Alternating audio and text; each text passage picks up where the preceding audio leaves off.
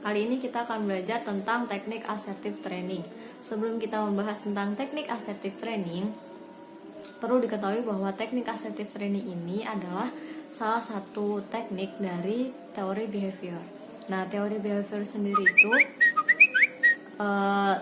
ada 3 tokoh. Yang pertama Pavlov, yang kedua Skinner, dan yang ketiga Bandura. Menurut 3 tokoh ini, teori behavior itu adalah tingkah laku sebagai akibat dari adanya interaksi stimulus antara stimulus dan respon. Dan yang terpenting dari teori ini adalah masuk atau input yang berupa stimulus dan keluaran atau output yang berupa respon. Sedangkan apa yang terjadi di antara keduanya, di antara stimulus dan respon, itu tidak dianggap atau tidak penting karena tidak diperhatikan. Nah, tujuan dari teori behavior ini adalah membantu klien membuang respon-respon lama yang merusak diri dan mempelajari respon-respon yang baru yang lebih sehat. Nah, teknik dasar konseling dari teori behavior ini ada beberapa. Salah satunya yaitu assertive training, desensitas sistematik, aversion terapi, homework, dan lain-lain. Dan yang mau kita bahas pada hari ini dan mau kita pelajari hari ini adalah teknik assertive training.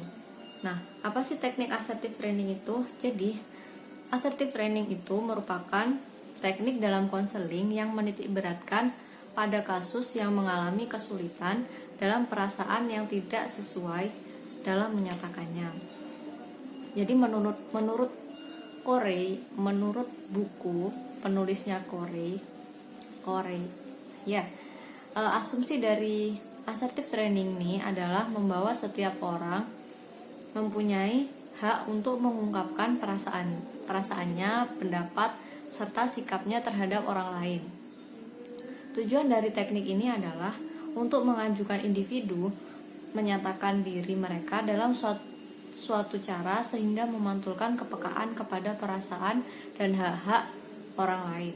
Ada 4 kategori yang dikelompokkan dalam perilaku asertif. Jadi 4 kategori ini tuh bisa dibilang kalau kita sudah melakukan itu tuh kita mempunyai perilaku asertif. Nah, yang pertama yaitu kemampuan untuk memulai percakapan. Jadi semisal lagi di suatu lingkungan atau di suatu lingkungan baru, kita atau suatu individu bisa memulai percakapan itu bisa sudah bisa dikategorikan dalam perilaku asertif. Jadi suatu individu itu sudah berperilaku asertif.